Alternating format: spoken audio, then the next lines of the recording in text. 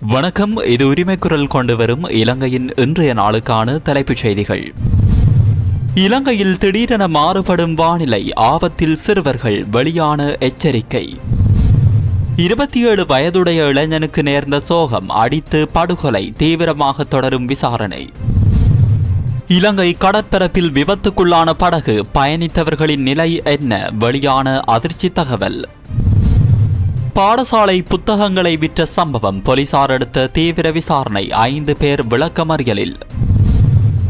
உயர்தர பரீட்சை வினாத்தாள் முறைகேடுகள் விவகாரம், அதிரடியாக ஆரம்பமானது சிஐடியின் அதிரடி விசாரணை. இந்தோனேஷியாவில் தொடர் சக்தி வாய்ந்த நிலநடுக்கம், இலங்கைக்கும் ஆபத்தா, வெளியான தகவல். வெளிநாட்டிலிருந்து இலங்கைக்கு அழைத்து வரப்பட உள்ள மிக ஆபத்தான நபர்கள், பதற்றத்தில் பல அரசியல்வாதிகள். நாட்டில் அறுவை சிகிச்சைகளுக்காக 25,000க்கு மேற்பட்டோர் காத்திருப்பு, வெளியான அதிர்ச்சி தகவல்.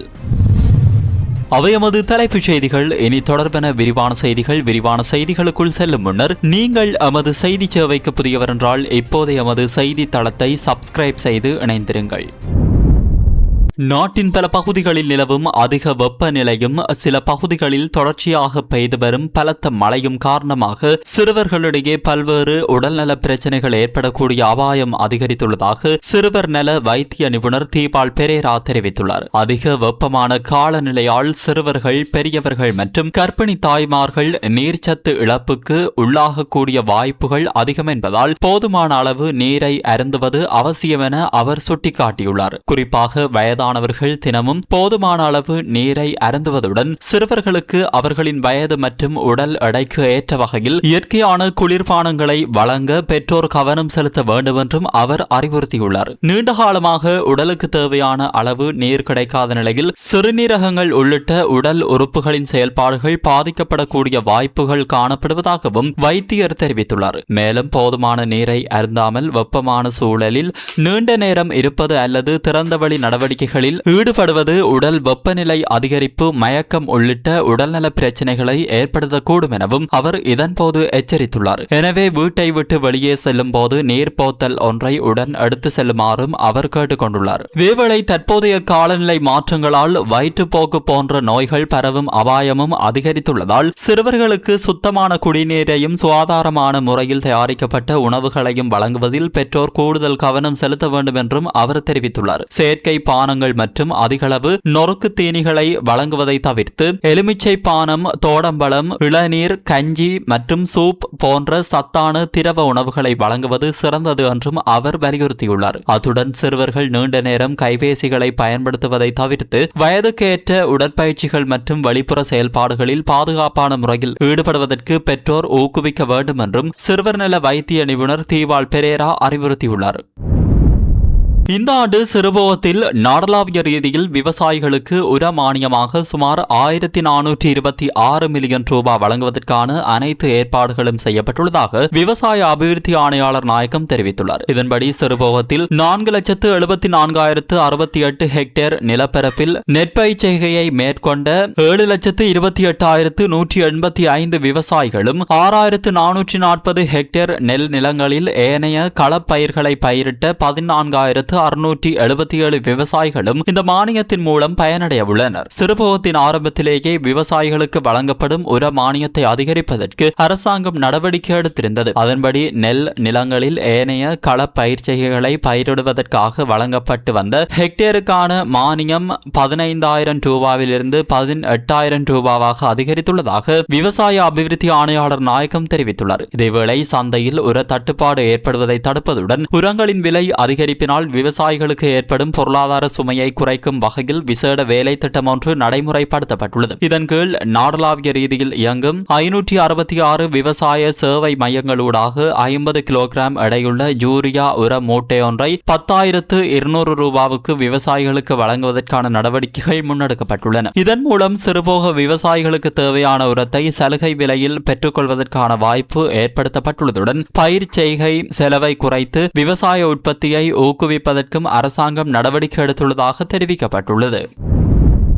வெலிக்கடை காவல்துறை பிரிவுக்குட்பட்ட நாவல பகுதியில் 27 வயதுடைய இளைஞர் ஒருவர் தாக்குதலுக்குள்ளாகி உயிரிழந்துள்ளதாக காவல்துறையினர் தெரிவித்துள்ளனர். ராஜகிரிய பகுதியை சேர்ந்த குறித்த இளைஞருக்கும் சிலருக்கும் இடையில் ஏற்பட்ட தகராறு பின்னர் மோதலாக மாறியதைத் தொடர்ந்து இந்த சம்பவம் இடம்பெற்றுள்ளதாக ஆரம்பகட்ட விசாரணைகளில் தெரியவந்துள்ளது. தகராறு தீவிரமடைந்ததை அடுத்து இளைஞர் மீது தாக்குதல் நடத்தப்பட்டுள்ளதாக காவல்துறையினர் தெரிவித்துள்ளனர். சம்பவத்தில் உயிரிழந்த இளைஞரின் சடலம் மேலதிக விசாரணைகள் மற்றும் பிரேத பரிசோதனைக்காக களுபோவில வைத்தியசாலையின் பிரேத அறையில் வைக்கப்பட்டுள்ளது. சம்பவம் தொடர்பில் வெலிக்கடை காவல்துறையினர் தீவிர விசாரணைகளை முன்னெடுத்து வருகின்றனர்.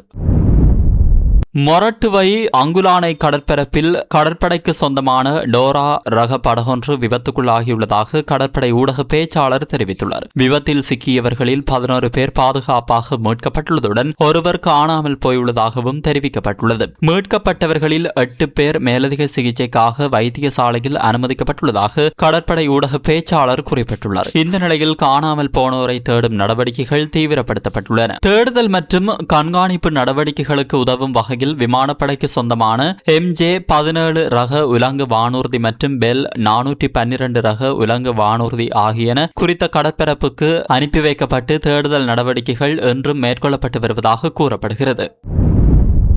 கல்வி வெளியீட்டு திணைக்களத்திற்கு சொந்தமான சுமார் 8 லட்சம் ரூபாய் பெறுமதியிலான பாடநூல்களை 47,000 ரூபாவுக்கு வெளிநபர் ஒருவருக்கு விற்பனை செய்ததாக கூறப்படும் சம்பவம் தொடர்பில் கைது செய்யப்பட்ட 5 சந்தேக நபர்களையும் எதிர்வரும் 25ஆம் தேதி வரை விளக்கமறியலில் வைக்குமாறு நீதிமன்றம் உத்தரவிட்டுள்ளது. தலங்கம காவல்துறையினரால் கைது செய்யப்பட்ட சந்தேக நபர்கள் நேற்று கடுவலை நீதவான் அருண புத்ததாச முன்னிலையில் ஆஜர்படுத்தப்பட்டதை தொடர்ந்து இந்த உத்தரவு பிறப்பிக்கப்பட்டுள்ளது. முதலாம் ஆண்டிற்கான தமிழ் செயல்பாட்டு மற்றும் பாடநூல்கள் 19,892 காணாமல் போனவை தொடர்பில் கல்வி வெளியீட்டு திணைக்களத்தின் உயர் அதிகாரி ஒருவர் அண்மையில் தலங்கம காவல் நிலையத்தில் முறைப்பாடு செய்திருந்தார். அதனைத் தொடர்ந்து காவல்துறையினர் மேற்கொண்ட விசாரணைகளின் அடிப்படையில் 5 சந்தேக நபர்களும் கைது செய்யப்பட்டுள்ளனர். ஆரம்பகட்ட விசாரணைகளில் குறித்த பாடநூல்களை ஏரிசென்ற லோரியின் சாரதி அவற்றை பழைய காகிதம் மற்றும் போத்தல் வியாபாரி ஒருவருக்கு விற்பனை செய்து 47,000 ரூபாவை பெற்றுக் கொண்டுள்ளதாக தெரியவந்துள்ளது. சம்பவம் தொடர்பான மேலதிக விசாரணைகளை தலங்கம காவல்துறையினர் தொடர்ந்து முன்னெடுத்து வருகின்றனர்.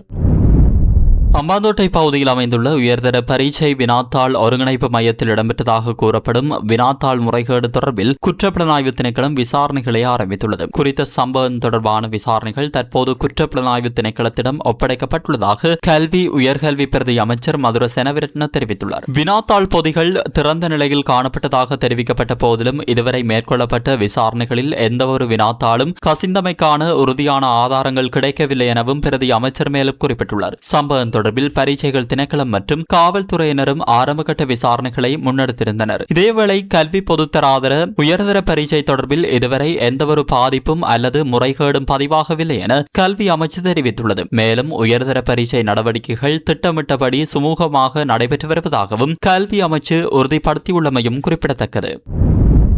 இந்தோனேஷியாவின் மேற்கு சுமத்ரா தீவில் நேற்று மாலை 6.9 ரிக்டர் அளவிலான நிலநடுக்கம் ஏற்பட்டுள்ளதாக கூறப்படுகிறது. இதற்கு சில மணி நேரங்களுக்கு முன்னர் இந்தோனேஷியாவின் மத்திய தீவு கூட்டத்திற்கு அருகில் 7.7 ரிக்டர் அளவில் சக்தி வாய்ந்த நிலநடுக்கம் பதிவாகியிருந்தது. இந்த நிலநடுக்கம் நேற்று அதிகாலை சுமார் 3:28 மணியளவில் ஏற்பட்டதாக தெரிவிக்கப்பட்டுள்ளது. அதனைத் தொடர்ந்து ஏற்பட்ட பாதிப்புகளில் உயிரிழந்தவர்களது எண்ணிக்கை 38ஆக உயர்ந்துள்ளதாக குறிப்பிடப்பட்டுள்ளது. இந்த நிலையில் நேற்று மாலை மேற்கு சுமத்ரா பகுதியில் 6.9 ரிக்டர் அளவிலான நிலநடுக்கத்தினால் இலங்கைக்கு சுனாமி அச்சுறுத்தல் எதுவும் இல்லை என தேசிய சுனாமி முன்னறிவிப்பு மையம் தெரிவித்துள்ளது. இலங்கையின் கடலோர பகுதிகளில் வசிக்கும் மக்களின் பாதுகாப்புக்கு தற்போதைய நிலையில் எவ்வித அச்சுறுத்தலும் இல்லை எனவும் அந்த மையம் வெளியிட்டுள்ள அறிக்கையில் குறிப்பிடப்பட்டுள்ளது. வெளிநாடுகளில் தலைமறைவாக உள்ள சர்வதேச சிவப்பு எச்சரிக்கை விடுக்கப்பட்ட 73 பாதாள உலக குழு உறுப்பினர்கள் மற்றும் போதைப்பொருள் கடத்தல்காரர்களை நாட்டிற்கு மீண்டும் அழைத்து வருவதற்கான நடவடிக்கைகள் முன்னெடுக்கப்பட்டு வருவதாக போலீஸ் மா அதிபர் பிரியந்த வீரசூரிய தெரிவித்துள்ளார். கண்டியில் நேற்று ஊடகங்களுக்கு கருத்து தெரிவித்த போதே அவர் இவ்வாறு தெரிவித்தார். இதன்படி மேலும் 100க்கும் மேற்பட்ட சந்தேக நபர்கள் தொடர்பிலும் விசாரணைகள் முன்னெடுக்கப்பட்டு வருவதாக போலீஸ் மா அதிபர் தெரிவித்துள்ளார். நாட்டில் தற்போது முன்னெடுக்கப்பட்டு வரும் குற்றச் செயல்கள் மற்றும் போதைப்பொருள் தடுப்பு நடவடிக்கைகளுக்கு சர்வதேச நாடுகள் நாடுகள் மற்றும் வெளிநாட்டு தூதரகங்களிடமிருந்து சாதகமான ஆதரவும் பாராட்டும் கிடைத்து வருவதாகவும் அவர் குறிப்பிட்டுள்ளார். இந்த நடவடிக்கைகளை நிறுத்துமாறு தனக்கு எவ்வித வெளிப்புற அழுத்தங்களோ அச்சுறுத்தலோ விடுக்கப்படவில்லை என தெரிவித்த அவர், மாறாக மேலும் தீவிரமான நடவடிக்கைகளை முன்னெடுக்குமாறே பல்வேறு தரப்பினரிடமிருந்து கோரிக்கைகள் கிடைத்து வருவதாகவும் தெரிவித்துள்ளார். தமக்கு எதிராக சில அரசியல்வாதிகள் வெளியிடும் கருத்துக்கள் தொடர்பில் அச்சமில்லை எனவும் எதிர்காலத்தில் ஏற்படக்கூடிய எந்தவொரு சவாலையும் ஏற்றுக்கொள்ள தான் தயாராக இருப்பதாகவும் அவர் வலியுறுத்தியுள்ளார். நாட்டின் எந்த பகுதிக்கும் சிறப்பு பாதுகாப்பின்றி தன்னால் பயணிக்க முடியும் எனவும் மக்களிடம் செல்வதற்கு தமக்கு எவ்வித தடையும் இல்லை எனவும் அவர் குறிப்பிட்டுள்ளார். மேலும் சர்வதேச சிவப்பு எச்சரிக்கை ஊடாக தேடப்பட்டு வரும் 73 பேரையும் நாட்டிற்கு அழைத்து வருவதற்கான நடவடிக்கைகளுக்கு சர்வதேச மட்டத்தில் நல்ல ஒத்துழைப்பு கிடைத்து வருவதாகவும் போலீஸ் மா அதிபர் பிரியந்த வீரசூரிய குறிப்பிட்டார். இலங்கையின் அரச மருத்துவமனைகளில்